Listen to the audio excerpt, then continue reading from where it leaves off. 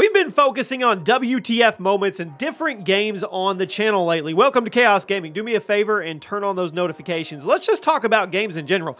Games that make you say, or made you say, WTF.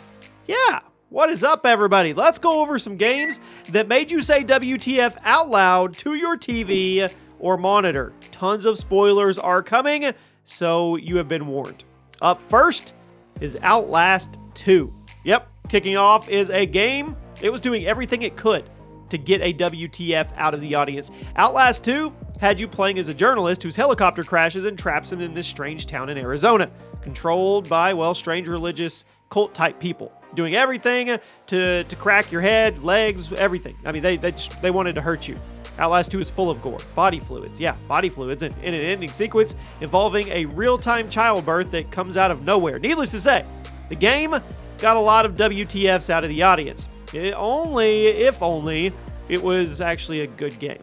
Next up is Agony. Speaking of games that tried their best to gross you out.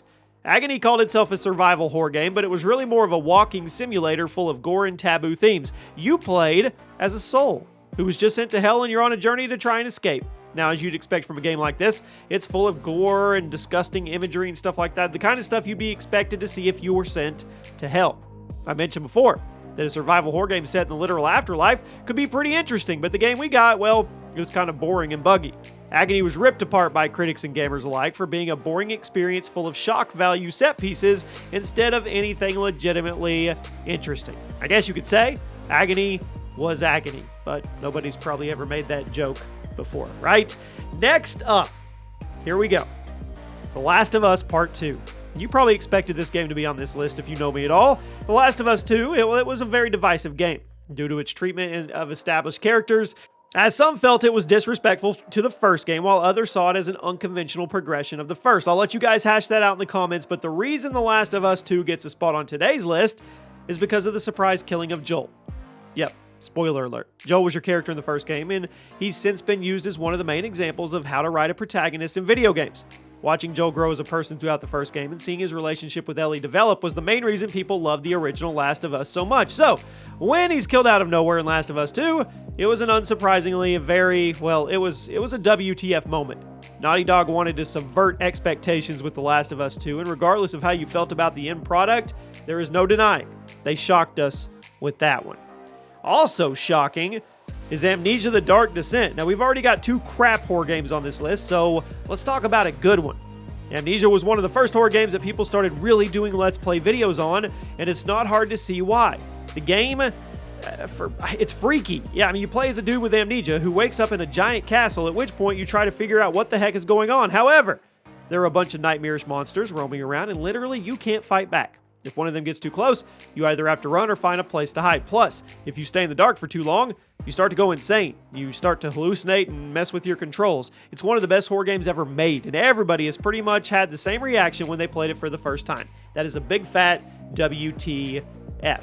This next one is, well, the entire game is one giant WTF. Shadow the Hedgehog.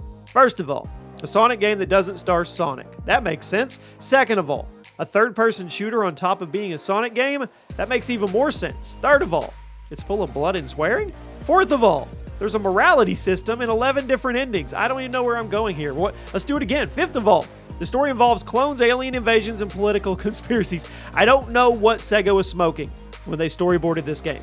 Why does the game exist? I don't know. Despite all the ridiculousness of Shadow the Hedgehog, it gained a cult following over the years and has rightfully earned the title of "It's so bad, it's good."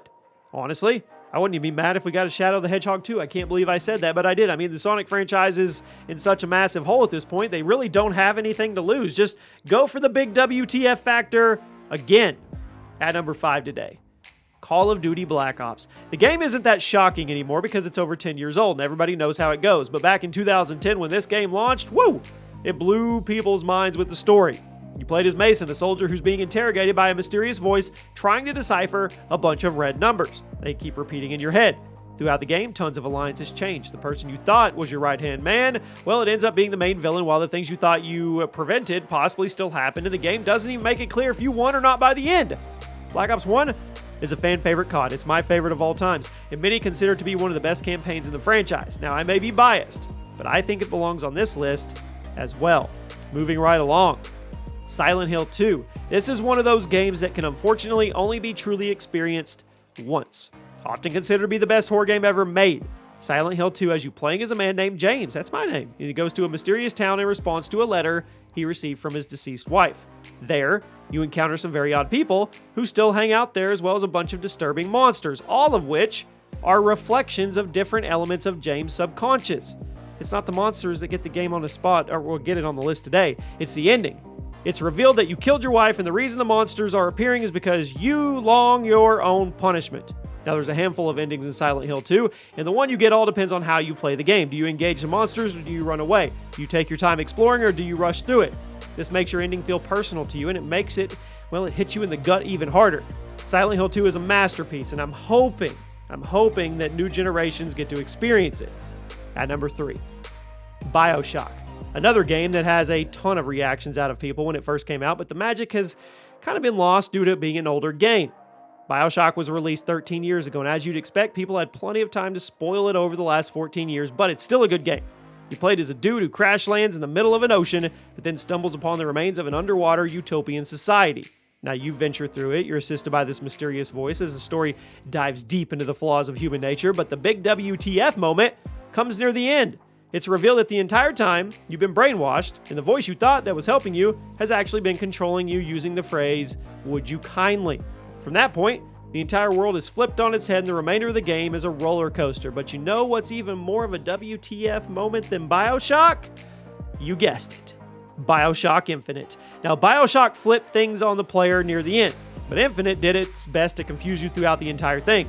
This time, you played as an adventurer named Booker DeWitt, who is tasked with protecting a girl named Elizabeth, who has the power to create tears in reality, which allows you to jump between different timelines. The more you jump, the more you learn about the disturbing history of the city you inhabit. Various dark secrets are revealed about your past, your present, and your future self. Bioshock Infinite was praised for its extremely complex and very intelligent narrative, although some didn't like it. They thought it was a little too complicated. Regardless of how you felt about it, I think we can agree that it belongs here. I don't think anybody saw where this story was going. And at number 1, and I've played through this entire game, Spec Ops: The Line. One of the best military shooters to come out in the last decade. It's a third-person shooter. It starts out like a regular war shooter, but it gets progressively weirder as you go. You play as Walker, a captain sent to Dubai in order to help with various operations, but he quickly learns and sees the horrors of war for himself, and it eats away at his sanity. Spec Ops: The Line was meant to deconstruct the military shooter genre, and the developers wanted the players to question their thoughts on treating war in a video game as entertainment. Now, there's a lot of shocking moments throughout this game, and the closer you get to the end, well, the more of a giant WTF it becomes. The abundance of military movies and games can only desensitize you to the horrors of war, whereas Spec Ops: The Line, well, it makes you look it right in the eyeball. Super underrated game. You should give it a try. Tons of WTF moments, and there you have it. You let me know one game that made you say WTF that didn't make the list today, and I'll see you soon.